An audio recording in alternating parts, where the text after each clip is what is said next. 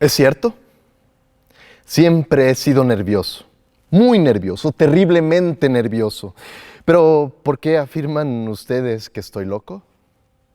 La enfermedad había agudizado mis sentidos en vez de destruirlos o embotarlos, y mi oído era el más agudo de todos. Oía todo lo que puede oírse en la tierra y en el cielo. Muchas cosas oí en el infierno. ¿Cómo puedo estar loco entonces? Escuchen y observen con cuánta cordura, con cuánta tranquilidad les cuento mi historia. Me es imposible decir cómo aquella idea me entró en la cabeza por primera vez, pero una vez concebida me acosó noche y día. Yo no perseguía ningún propósito, ni tampoco estaba colérico. Quería mucho al viejo. Jamás me había hecho nada malo, jamás me insultó. Su dinero no me interesaba, me parece que fue su ojo. Sí, eso fue, tenía un ojo semejante al de un buitre, un ojo celeste y velado por una tela. Cada vez que lo clavaba en mí se me helaba la sangre, y así poco a poco, muy gradualmente, me fui decidiendo a matar al viejo y librarme de aquel ojo para siempre. Presten atención ahora. Ustedes me toman por loco, pero los locos no saben nada. En cambio, si hubieran podido verme, si hubieran podido ver con qué habilidad procedí, con qué cuidado, con qué precisión, con qué disimulo me puse a la obra. Jamás fui más amable con el viejo que la semana antes de matarlo. Todas las noches, hacia las 12, hacía yo girar el picaporte de su puerta y la abría, oh, tan suavemente. Y entonces, cuando la abertura era bastante grande para pasar la cabeza, levantaba una linterna sorda, cerrada, completamente cerrada, de manera que no se viera ninguna luz, y tras ella pasaba la cabeza. Oh, ustedes se hubieran reído al ver cuán astutamente pasaba la cabeza. La movía lentamente, muy, muy lentamente, a fin de no perturbar el sueño del viejo. Me llevaba una hora entera a introducir completamente la cabeza por la apertura de la puerta, hasta verlo tendido en su cama. ¿Eh? ¿Es que un loco hubiera sido tan prudente como yo? Y entonces, cuando tenía la cabeza completamente dentro del cuarto, abría la linterna cautelosamente, oh, tan cautelosamente. Si cautelosamente iba abriendo la linterna, pues crujían las bisagras, la iba abriendo lo suficiente para que un solo rayo de luz cayera sobre el ojo de buitre. Y esto lo hice durante 7 largas noches, cada noche, a las 12. Pero siempre encontré el ojo cerrado, y por eso me era imposible cumplir mi obra. Porque no era el viejo quien me irritaba, sino el mal de ojo. Y por la mañana, apenas iniciado el día, entraba sin miedo en su habitación y le hablaba resucitadamente, llamándolo por su nombre con voz cordial y preguntándole cómo había pasado la noche. Ya ven ustedes que tendría que haber sido un viejo muy astuto para sospechar que todas las noches, justamente a las 12, iba yo a mirarlo mientras dormía. Al llegar la 8ª noche, procedí con mayor cautela que de costumbre al abrir la puerta. El minutero de un reloj se mueve con más rapidez de lo que se movía mi mano. Jamás, antes de aquella noche, había sentido el alcance de mis facultades, de mi sagacidad.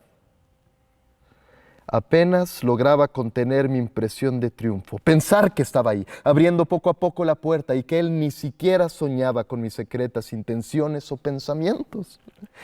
Me reí entre dientes ante esta idea y quizá me oyó, porque lo sentí moverse repentinamente en la cama, como si se sobresaltara.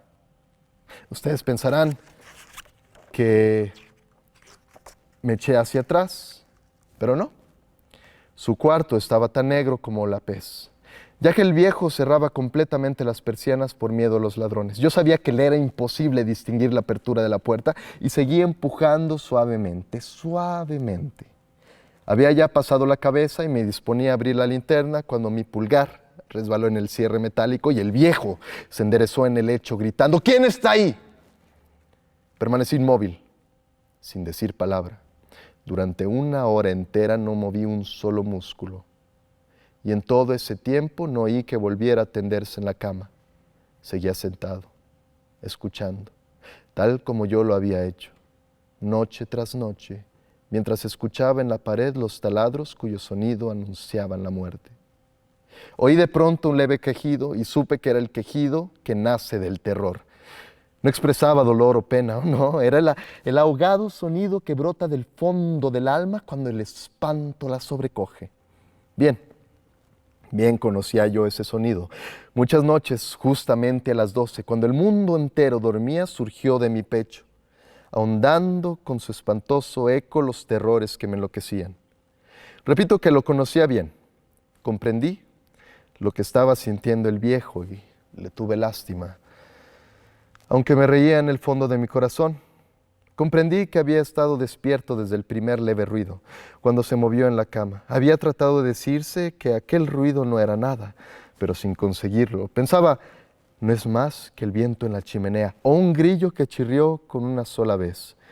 Se había tratado de darse ánimo con esas suposiciones, pero todo era en vano. Todo era en vano, porque la muerte se había aproximado a él, deslizándose furtiva y envolvía a su víctima. Y la fúnebre influencia de aquella sombra imperceptible era lo que le movía a sentir, aunque no podía verla ni oírla, a sentir la presencia de mi cabeza dentro de la habitación. Después de haber esperado largo tiempo, con toda paciencia, sin oír que volviera a acostarse, resolví abrir una pequeñísima ranura en la linterna. Así lo hice. No pueden imaginarse ustedes con qué cuidado, con qué inmenso cuidado, hasta que un fino rayo de luz semejante al hilo de la araña brotó de la ranura y cayó de lleno sobre el ojo de buitre. Estaba abierto de par en par, y yo empecé a enfurecerme mientras le miraba. Le vi con toda claridad, de un azul apagado y con aquella horrible tela que me lava hasta el tuétano. Pero no podía ver nada de la cara o del cuerpo del viejo, pues, como movido por un instinto, había orientado el haz de luz exactamente hacia el punto maldito. ¿No les he dicho ya que lo que toman erradamente por locura es solo una excesiva agudeza de los sentidos? En aquel preciso momento llegó a mis oídos un resonar apagado y presuroso, como el que podría ser un reloj envuelto en algodón. Aquel sonido también me era familiar. Era el latir del corazón del viejo.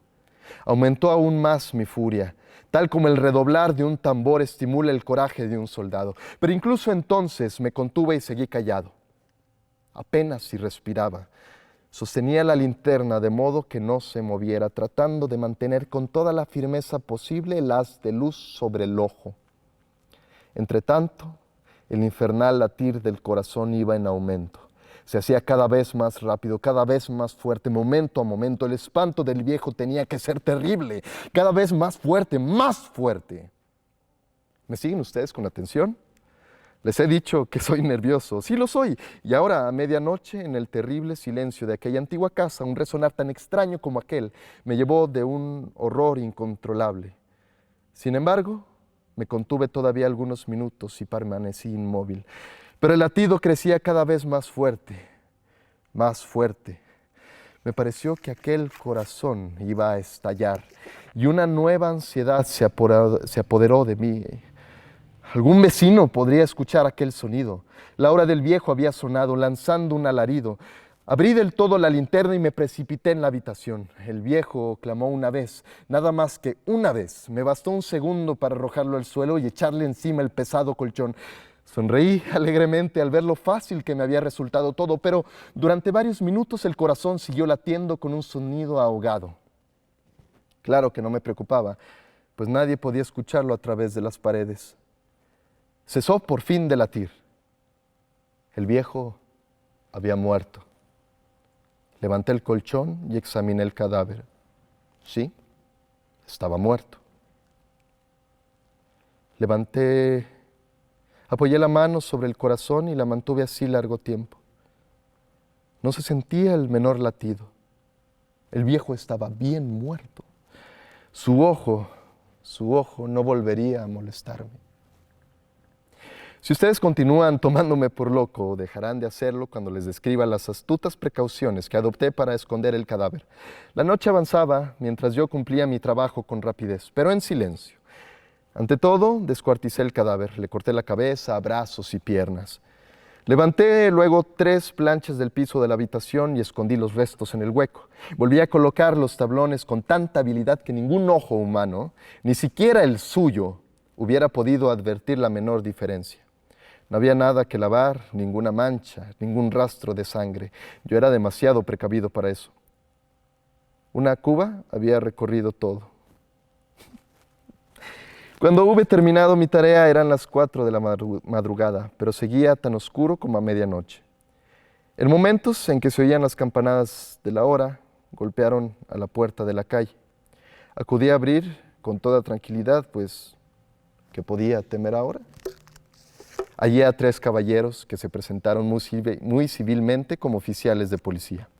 Durante la noche, un vecino había escuchado un alarido, por lo cual se sospechaba la posibilidad de algún atentado. Al recibir este informe en el puesto de policía, habían comisionado a los 3 agentes para que registraran el lugar. Sonreí, pues, que tenía que temer. Di la bienvenida a los oficiales y les expliqué que yo había lanzado aquel grito durante una pesadilla. Les hice saber que el viejo se había ausentado a la campaña. Llevé a los visitantes a recorrer la casa y los invité a que revisaran bien. Finalmente, acabé conduciéndolos a la habitación del muerto. Les mostré sus caudales intactos y cómo cada cosa se hallaba en su lugar. En el entusiasmo de mis confidencias traje sillas a la habitación y pedí a los 3 caballeros que descansaran allá de su fatiga, mientras yo mismo, con la audacia de mi perfecto triunfo, colocaba mi silla en el exacto punto bajo el cual reposaba el cadáver de mi víctima. Los oficiales se sentían satisfechos. Mis modales les habían convencido. Por mi parte me hallaba perfectamente cómodo. Sentáronse y hablaron de cosas comunes, mientras yo les contestaba con animación. Mas, al cabo de un rato, empecé a notar que me ponía pálido y deseé que se marcharan. Me dolía la cabeza y creía percibir un zumbido en los oídos, pero los policías continuaban sentados y charlando. El zumbido se hizo más intenso. Seguía resonando y era cada vez más intenso. Hablé en voz muy alta para librarme de esa sensación, pero continuaba lo mismo y se iba haciendo cada vez más clara, hasta que al fin me di cuenta de que aquel sonido no se producía dentro de mis oídos. Sin duda, debí de ponerme muy pálido, pero seguía hablando con creciente soltura y levantando mucho la voz. Empero, el sonido aumentaba. ¿Y qué podía hacer yo? Era un resonar apagado y presuroso, un sonido como el que podía hacer un reloj envuelto en algodón. Yo jadeaba, tratando de recobrar el aliento, y sin embargo los policías no habían oído nada.